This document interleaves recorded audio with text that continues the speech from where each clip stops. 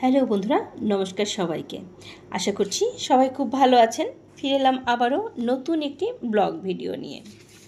আশা করব বরাবরের মতন আমার আজকের ভিডিওটিও আপনাদের ভালো লাগবে। আজকের ব্লগ ভিডিওটি থাকছে বগুড়া শেরপুর উপজেলার ঐতিহাসিক মা ভবানী মন্দির।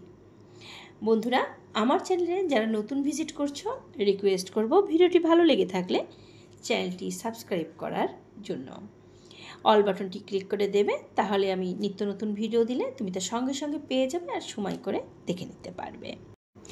বাংলাদেশে বগুড়া জেলা শহর থেকে প্রায় 10 কিলোমিটার দক্ষিণ পশ্চিমে শেরপুর উপজেলার ভবানীপুর গ্রামের প্রাকৃতিক সৌন্দর্যের মাঝে মা ভবানী মন্দিরটি অবস্থিত। হিন্দু ধর্মাবলম্বীদের পীঠস্থানের মধ্যে অন্যতম বগুড়া শেরপুর উপজেলার ঐতিহাসিক মা ভবানী মন্দিরটি অন্যতম। চলো তাহলে জেনে নিই এই মন্দিরে কিভাবে যাবে। শেরপুর উপজেলা হতে দক্ষিণ দিকে প্রায় 20 কিলোমিটার দূরে এবং বিশ্ব রোড থেকে 1 কিলোমিটার পশ্চিম দিকে সিএনজি, বাস, অটোরিকশা ইত্যাদি দ্বারা ভবানীপুর ইউনিয়ন পরিষদে বা মা ভবানীর মন্দিরে যাওয়া যায়। বিরতিহীন বাসে বগুড়া শহর থেকে 15 টাকা এবং অন্যান্য বাসে 12 টাকায় শেরপুর শহরে আসতে হবে। সময় লাগবে মাত্র 30 থেকে 40 মিনিট। এরপরে শেরপুর উপজেলা সদর থেকে অটোরিকশা, টেম্পু, ভ্যান যে কোনো যানবাহন যোগে তোমরা চলে যেতে পারো মা ভবানী মন্দিরে। আমরা যেহেতু বগুড়া থেকে গিয়েছিলাম তাই কোনো বাসে যাইনি, আমরা বগুড়া বাসা থেকেই একবার একটি সিএনজি নিয়েছিলাম। সিএনজি নিয়ে আমরা সোজা চলে গিয়েছিলাম মা ভবানীর মন্দিরে। এতে করে আমাদের সময় লেগেছে 1 ঘন্টা। মোট কথা, এই মন্দিরে যেতে হলে তোমাকে প্রথমে শেরপুর রোডে মানে বিশ্ব রোড থেকে 1 কিলোমিটার পশ্চিমে সিএনজি অথবা বাসে বা অটোরিকশায় যেতে হবে। তো বন্ধুরা, তোমাদের সঙ্গে কথা বলতে বলতেই আমরা চলে এসেছি মা ভবানীর মন্দিরে। মা ভবানী মন্দিরে এটা প্রথম দরজা, এই দরজা দিয়ে ভিতরে প্রবেশ করতে হয়। তো আমরা একটু ভেতরে ঢোকার জন্য প্রথমে মন্দিরে প্রণাম করে নিচ্ছি। আর এরপরে এখানে তোমার বাল্যভোগ দেওয়ার জন্য যে মিষ্টি বা ফলমূল নিতে হয় এখানেই পাওয়া যায়। এখানে মিষ্টির দোকান রয়েছে, সঙ্গে রয়েছে ধূপকাঠি, মোমবাতি, আলতা, সিঁদুর, মানে যা নিবে তুমি সব এখান থেকেই নিতে পারবে। তো আমরা সবাই এখান থেকে প্রসাদ দেওয়ার জন্য নিয়ে চলে এলাম মায়ের কাছে। সরাসরি মন্দিরে চলে এসেছি। মন্দিরে আমরা যখন এসেছিলাম তখন বাজে মোটে 9:30। এখানে আমরা বাসা থেকে রওনা দিয়েছিলাম 8:30 আর এখানে 9:30টার মধ্যে পৌঁছে গেছি, তাই বাল্যভোগটা আমরা ধরতে পেরেছি। তো চলো মাকে আমরা প্রথমে দর্শন করে নিই, মাকে প্রণাম করে নিই, মনস্কামনা পূরণের জন্য মার কাছে প্রার্থনা করে নিই। এখানে মায়ের কাছে যার যেটা মনোবাসনা সে চাইলে মা তাকে পূরণ করে দেন। প্রাকৃতিক সৌন্দর্যের মাঝে মা ভবানী মন্দির অবস্থিত। মন্দিরটির একদিকে ভবানীপুর বাজার এবং অন্যদিকে একটি উচ্চ বিদ্যালয় অবস্থিত। আর মন্দিরের চারিদিক ঘিরে ছোট বড় বেশ কয়েকটি পুকুর রয়েছে। এর মধ্যে মন্দিরের উত্তর পাশ ঘেঁষে একটি পুকুর রয়েছে, যেটি সাকারি পুকুর নামে পরিচিত। কালিকা পুরাণ অনুসারে দক্ষযজ্ঞে দেবী সতী স্বামীর নিন্দা সহ্য করতে না পেরে দেহত্যাগ করেন। সতীর প্রাণহীন দেহ 51টি খণ্ডে বিভক্ত হয়ে বিশ্বের বিভিন্ন জায়গায় পতিত হলে 51টি পীঠ স্থান উদ্ভব হয়, যার মধ্যে এটি একটি।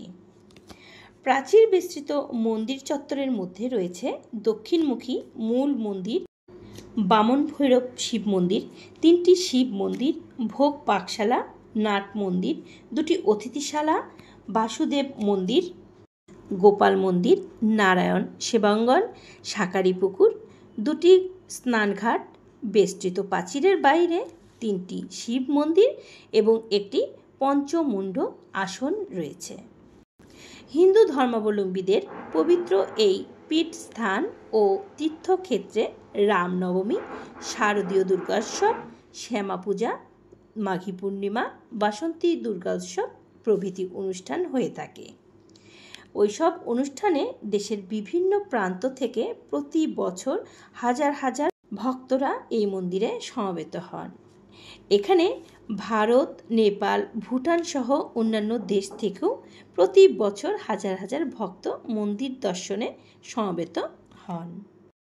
যারা ভিডিওটিতে এই পর্যন্ত এসেছো এখনও একটি লাইক দাওনি, প্লিজ তোমাদের কাছে রিকোয়েস্ট হলো একটি লাইক দিয়ে চ্যানেলটি সাবস্ক্রাইব করে আমাকে বন্ধু করে নেওয়ার জন্য। এই যে আমরা এখন চলে যাচ্ছি স্নানঘাটে। এটা যেহেতু পুণ্যস্থান, এখানে এসেছি যখন তখন তো একটু গঙ্গা স্নান করতেই হয়। আর এখানে ঠাকুর মশাই রয়েছেন, এখানে উনি গঙ্গা স্নানের মন্ত্র বলছেন আর সবাই এখানে স্নান করছে। চলো, স্নান শেষে এখন আমরা চলে এলাম মন্দিরে। এখন কিন্তু বাল্যভোগ চলছে। এখানে বাল্যভোগের আয়োজনে যাই যেমন যেভাবে দিয়েছে, যেভাবে দেয় সেভাবেই এখানে প্রথমে বাল্যভোগটা নিবেদন করা হয়, এরপরে অন্নভোগটা পরে দেওয়া হবে। আজকে প্রচুর ভিড় হয়েছে এখানে। তো দেখো, মন্দিরের ভেতরেই কিন্তু আলাদাভাবে রান্না করার জন্য ব্যবস্থা রয়েছে। আমরা যেদিন গিয়েছিলাম সেদিন 7 জন বাচ্চার অন্নপ্রাশন হয়েছে, অন্নপ্রাশনের ডেট ছিল।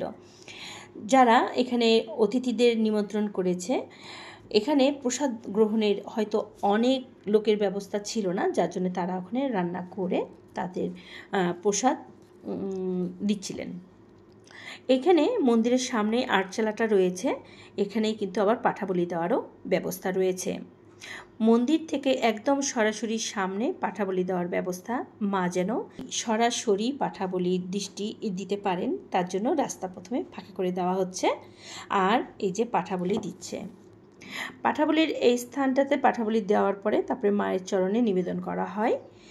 আর যদিও আমি অনেক দূর থেকে ভিডিও করেছি, কেমন তোমরা দেখতে পাচ্ছ জানি না। তো পাঠাবলি দেওয়া শেষে এই যে মায়ের চরণে এখন নিবেদন করা হবে। এখানে কিন্তু পাঠাবলি দেওয়ার সামনে কিন্তু কেউই ছিল না, একদম সরাসরি রাস্তাটা ফাঁকা ছিল।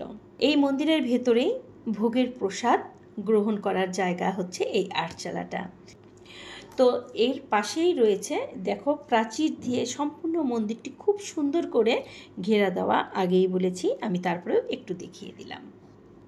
তো আমরা এখানে এসে ভোগ দিয়েছিলাম। যেহেতু আমরা ভোগের কোনো সামগ্রী কিনে নিয়ে আসিনি, সেহেতু আমরা এখানে ভোগ দিয়েছি, টাকা ধরে দিয়েছিলাম। এখানে টাকা ধরে দিয়েও ভোগ দেওয়ার ব্যবস্থা রয়েছে, তবে সেটা আগে থেকে পরিচিত হলে জানিয়ে দিতে হয়। জানিয়ে দিলে তখন ওনারা ব্যবস্থা একটু আয়োজন বেশি করে আর টাকাটা ধরে দিতে হয়।